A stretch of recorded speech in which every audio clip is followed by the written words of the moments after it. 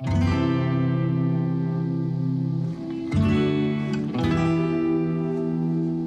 de la Rosa was bought by my great-great-grandmother and given to my grandmother, Claire, as a christening present in 1906. In 1988, my father, Tim, and myself, we started making our own port under our own label. I sent a lot of little small samples of port to whoever I could find who was buying wines and ports in those days. The first letter I got back was from Edwin Booth, who ordered 30 cases of 12 of our vintage 1988 port. It's a very, very long time ago that Sophia sent in a sample of her, I think it was vintage port, if I'm right in saying it. I think it might have been 1988. I hope I'm right. It was 1988. It came in a jiffy bag with a letter, completely out of the blue. I thought, right, first opportunity, we'll put this on the tasting table, position the spittoon, and had a look at this port. And I said, I found an absolute cracker here. Never heard of them. I think he was the only person who replied to all these samples. I thought we'd be inundated with people wanting to buy our port. I was very naive. I was very enthused. I was caught by the spirit and the style of the communication that I had.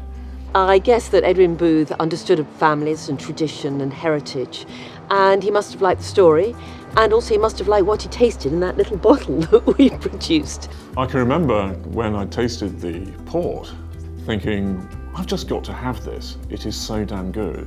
So I can remember writing back straight away. I wrote and said, look, I'm absolutely thrilled with the port you've sent. Can you reserve 30 boxes for me? Because my greatest fear is that they wouldn't have enough for me. I had no idea how much they produced. As it happened, yes, they were able to satisfy that order.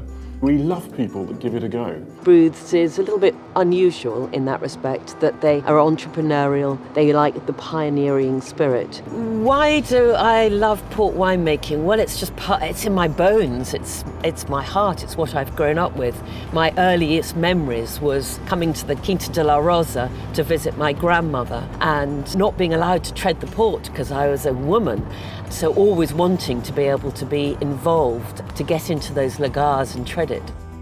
Fundamentally, what makes a good port is the quality of the grapes that go into it.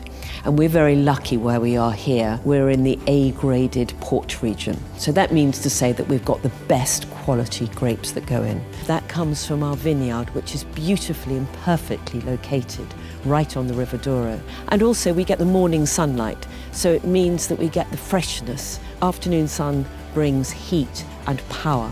Our ports are relatively light in style. They're still sweet, but they have an incredible balance, equilibrium, and dare I say it, elegance, and maybe that's because there are females behind the making of port, not just men. We make a port that's marginally drier than many other ports on the market. That's because we stop the fermentation by adding brandy a little bit later. Many ports are very sweet and almost rather sickly. You can have one glass, but definitely not a second. For the Quinta de la Rosa ports, you can easily have 2 glasses. So we make 3 different types of ports for booths. The most important and the oldest, in the sense that we've been making it for booths for a very long time, is our finest reserve. Port is very like champagne. You actually have blends of years. Our finest reserve is about between 7 and 8 years in terms of its average age. It's very dark coloured, ruby flavours, so you get kind of blackberries and blueberry coming through. This is a port which I've often described to people as being like a really, really rich, delicious wine. You can actually drink this as opposed to sip it. You heard it from me. I mean, I've got experience of this. It's quite delicious. The LBV, which is a much softer, rounder port that varies from year to year. I find a few cocoa coffee flavours. And the late bottle vintage is really aping the vintage style, if you will, by putting the ruby port into wood for that little bit longer, just to accelerate the aging process, if you will, before it goes into the bottle, whereas vintage port is actually aged primarily in the bottle and needs some 15 to 20 years to reach its best very often. And finally is the 20-year-old Tawny.